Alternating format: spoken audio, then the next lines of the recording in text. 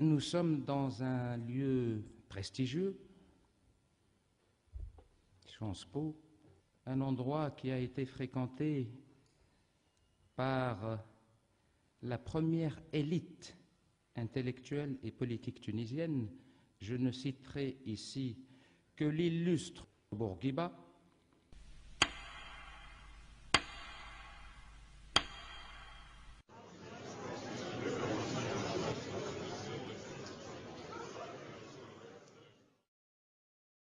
Demain, à partir de minuit, la campagne officielle débute en Tunisie. Elle va durer 15 jours.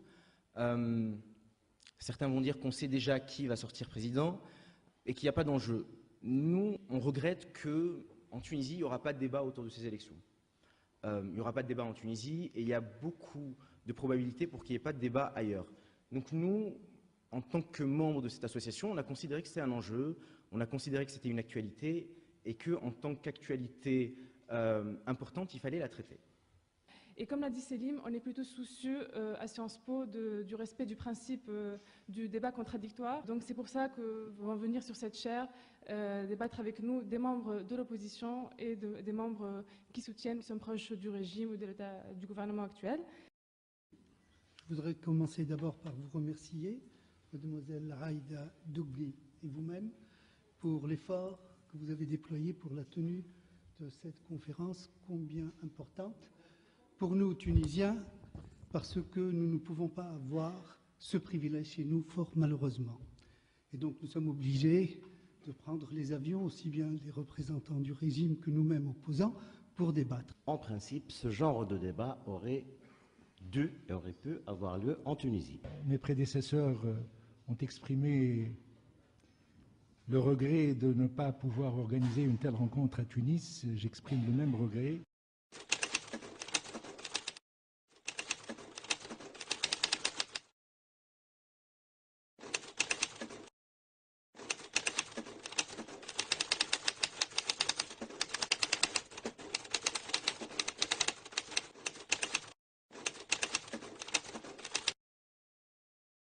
Le changement en Tunisie, selon moi, est le fruit non pas seulement d'une opération médicale, etc.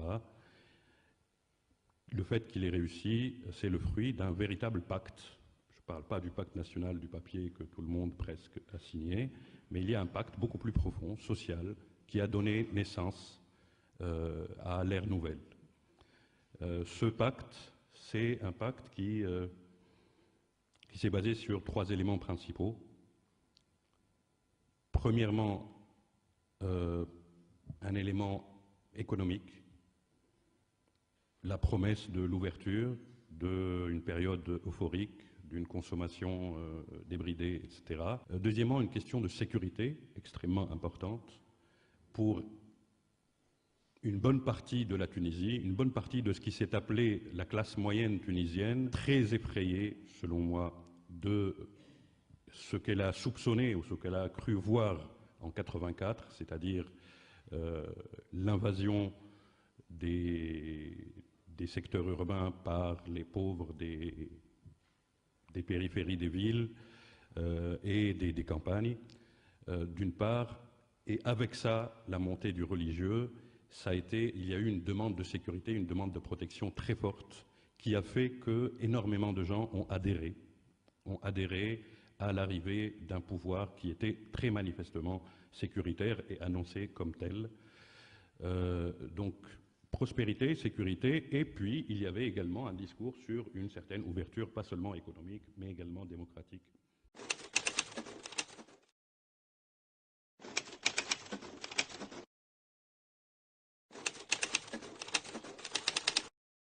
Dans les derniers classements de la Tunisie sur un plan politique, le classement est terrible. On ne retrouve pas la Tunisie dans les pays partiellement libres de tous les organismes qui s'intéressent à la question. Plus que cela, dans les pays fermés, autoritaires, tout ce que vous voulez, le classement de la Tunisie concernant les libertés publiques, concernant le contrôle d'Internet, concernant la liberté de la presse, quand vous retrouvez derrière vous la Chine et Cuba, vous devez vous poser des questions. L'administration ne connaît pas le sens de la neutralité politique. C'est une administration partisane. Celui qui veut ne pas perdre son poste, avancer dans les échelons, avoir ses droits, pour ne pas parler des privilèges, il a intérêt à prendre la carte de la cellule professionnelle. Et c'est ainsi qu'on est arrivé, dès le début du système, à domestiquer l'administration.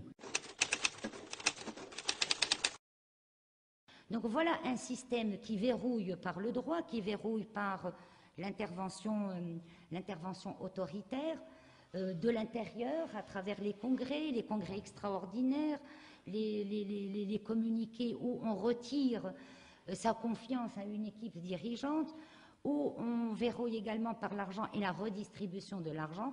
Et il n'est pas rare d'entendre dire en Tunisie, par exemple par les associatifs, les militants des associations, qu'ils sont apolitiques. Comme si être politique était contre nature, alors même que le propre d'une association est d'intervenir dans le champ public, d'être politique justement, de politiser la cause pour laquelle on se bat et de la verser dans le champ public pour en faire un débat.